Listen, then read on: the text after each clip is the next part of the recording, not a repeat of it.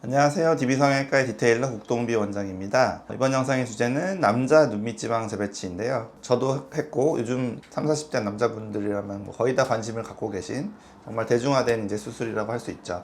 여자분들한테는 진작에 이 수술이 널리 퍼져서 외모에 담쌓고 있는 분 아니시라면 대부분의 분들이 관심을 갖게 되는 이제 수술이었는데, 남자분들은 아마 약간 한 타이밍이 늦는 것 같아요. 여자분들한테서 대세가 되고 나면 이 여자분들이 남편이든 남자친구든 지적을 하겠죠. 눈밑이 왜 이렇게 튀어나왔냐, 눈밑이 왜 이렇게 불룩하냐, 이렇게 수술을 해야 되는 거 아니야, 이렇게 알려주는 그런 어떤 게 있는 것 같고, 본인이 알아볼 수도 있겠죠. 그래서 그러다 보니까 한 타이밍 늦지만 이제는 그게 이제 남자분들한테도 많이 전파가 돼서 외모에 조금이라도 관심이 있으신 분들이면은 눈밑 지방 재배치 수술을 알아보시는 것 같다. 많은 분들이 이미 하고 있고 정말 많은 분들이 관심을 가지시는 것 같다. 전 국민이 관심을 갖는 수술인 것 같아요. 오늘은 이 남자분들의 눈밑 지방 재배치에 대해서만 보여드릴까 하고, 대세가 됐다고는 하지만 그래도 제가 볼 때는 남자분들은 아직도 조금 늦게 오세요. 눈밑의 상태가 여자분들보다 좀 더 심해진 뒤에야 오신다는 거죠.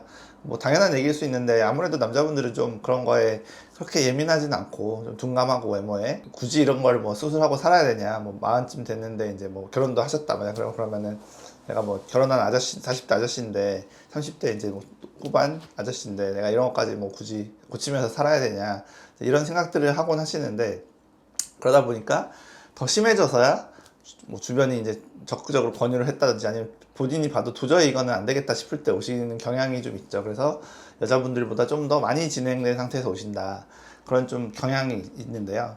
근데 사실 그건 좋은 건 아닌 것이, 많이 불룩하다는 거는 지방이 이제 안에서 이렇게 밖으로 피부를 밀고 있거든요. 그래서 불룩해지는 건데, 지방을 둘러싼 경막이라는 게 약해져서 그래요. 막이 약해지니까 막이 이렇게 앞으로 튀어나오면서 피부도 같이 밀어버려서 튀어나오는 거죠.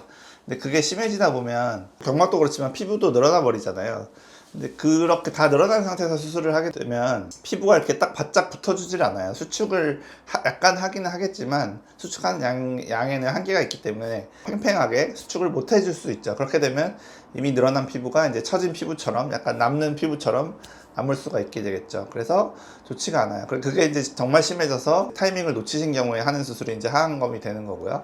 중년분들은 아예 피부를 처음부터 째가지고 하는 하안검을 하기도 하는데, 이제 요즘 세대들, 요즘 30, 40대 남자 젊은 세대들은 이제 그 하안검 수술을 안 하기 위해서, 또는 하더라도 최대한 늦게 하기 위해서 이 눈밑 지방 재배치 수술을 하시는 거거든요.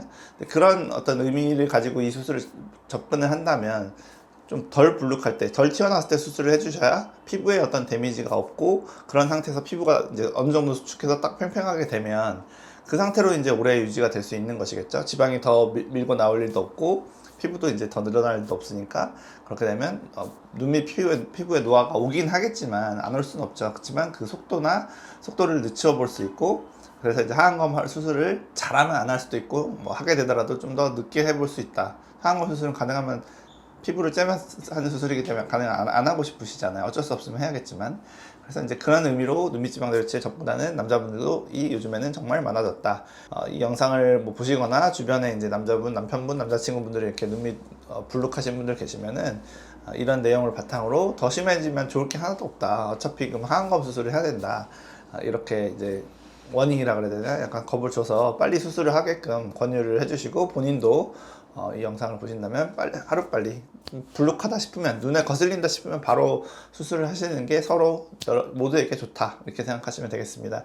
실제 케이스 한번 보여드릴게요. 초반에는 그 초기 사진이 나올 텐데, 이제 바쁜 남자분들, 30, 40대 분들 한창 이제 사회적인 이제 일을 하실 때라서, 회사에서도 굉장히 중요한 일을 하실 때고, 사업을 하시는 분도 중요한 타이밍인데, 그래서 이제 회복 기간이 중요하죠. 그래서 수술 직후 한 5일째에서 일주일째 사이 어떤 모습이 되는지 한번 보여드리기 위해서 그런 사진들도 많이 가져왔거든요. 초반에는 그래서 수술 직후 사진이 나올 거예요. 첫 번째 케이스, 대부분 이제 쌍꺼풀 수술이라든지 눈매 교정이라든지 이런 걸 같이 하신 분이라 좀 더 부었을 수 있거든요. 실제로 눈밑 지방 재배치 수술만 하신 분들은 이분들보다 좀 덜 부을 수도 있어요. 아무튼 눈 밑에만 주목해서 보시길 바랄게요.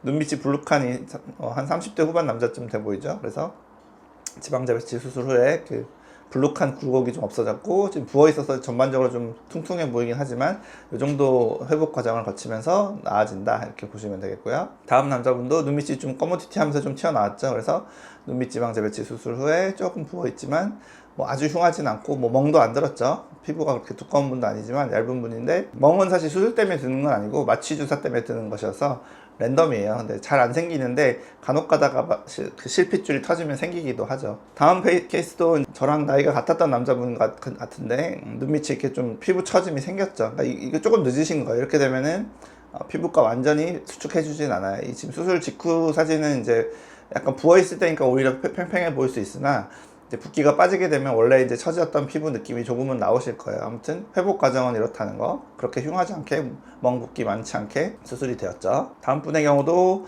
눈밑이 많이 불룩하신 중년 남자분이신데 눈밑 지방 재배치 수술해가지고 좀 평평하게 이렇게 해드린 분, 수술 후 이제 5일째 사진.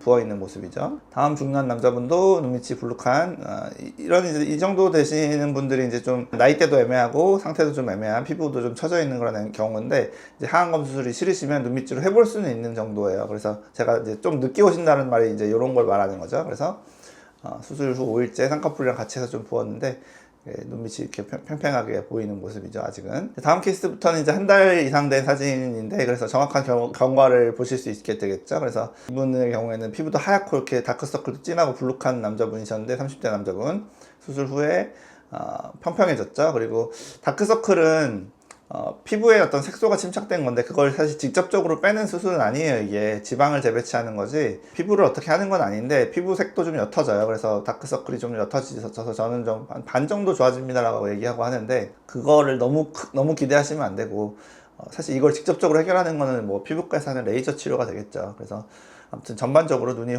퀭해 보이던 눈이 훨씬 개선이 됐다라고 보이고요. 다음 분 굉장히 이제 많이 진행된 제가 늦게 오신다고 말씀드린 이제 그런 전형적인 30대 남자분이신데 그러니까 특히나 코에 비염 있으신 분, 알레르기 비염 있으신 분들이 어렸을 때부터 이렇게 튀어나오는데 버티다가 30대 뭐 중후반 돼가지고 이렇게 심해져가지고 오신 분들 계세요. 뭐 늦었다면 늦었고 뭐 수술이 적기라고 하면 적기라고 할 수도 있는데 아무튼 수술 후에 드라마틱한 변화가 생겼죠. 그러니까 심했기 때문에 더 좋아져 보이고 많이 변화된 건 사실인데요.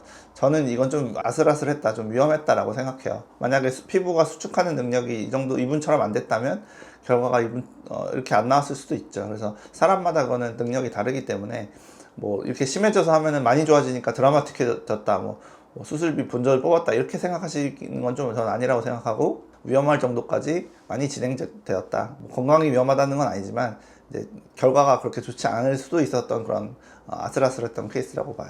마지막 케이스도 피부가 하얗면서 이렇게 얇은 이런 케이스들이 피부가 잘 늘어나겠죠. 그래서 젊은 나이에 이렇게 많이 튀어나오게 되는데 이 정도 시기에서는 수술을 해줘야만 이렇게 피부가 잘 수축하면서 팽팽해져서 좋은 결과를 이분처럼 낼 수 있다라고 보시면 되겠죠.